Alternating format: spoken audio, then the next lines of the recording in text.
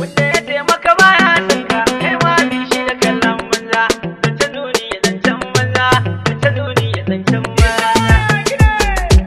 Gidan duniya labari, duniya labari, ka bani kai mani ƙari rabana. Allah ne ka iya mana gane mutum san baya iya mana ga nasarar mu tana da bayyana. Malam mu kyale dan adam, kyale surutun dan adam, na kyale zancen duniya, na ɗauki hanyar tafiya, ba waiwaye ba gajiya, tafiyar mana babban nasara mun zauna da iyaye lafiya. Gidan duniya labari, duniya labari. Ba a kula zancen duniya, mun sanya mutum ya yi ɗan wuya, in za a yi tushe kunnu yarda da Allah kyale ɗan adam.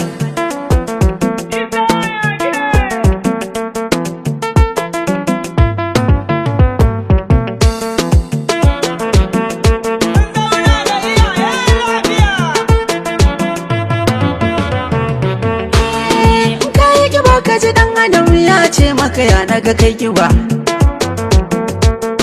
karame ka ji an ce wane yana ci amma ba kiba, kai haske ka ji an ce wane yana haske ba ku lura ba,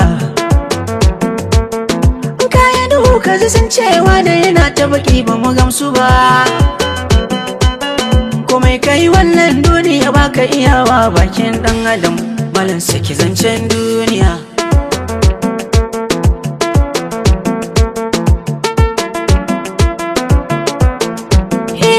Wasu Allah ya su da nasara amma ga kan baka ya tare, komai in za su sai sun faɗa sun saki sirri babban kuskure, wani ko tafiya zai za ku ga sai ya yi postin zai je ketare, to daga nan ya rushe tafiyar dan wani ya saka baki ta bare, dan wani gashi yana tare da kai baka sani ba yana ma hasada, malan saki zancen duniya.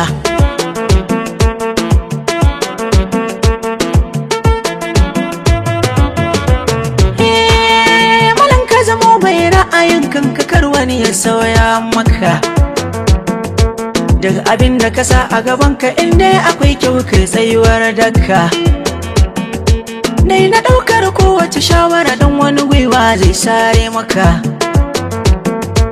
an ka kuskura har wani ya san shirin ka kwai nasara ko ɗaukaka,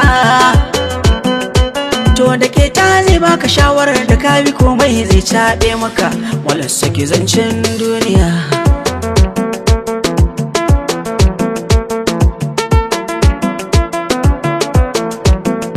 Na yi zama da mutane da yawa don haka na yi karatun duniya, da agoyo jariri da jikinsa ya san yau rigar gaya, ya ji mun ciwo har ta saka ni na je neman lafiya, dama kuma annabi ya faɗa sakamakon alkhairi shari'a, to ga mu daram daram daram daram muna nan lafiya sai ma dai koshin lafiya.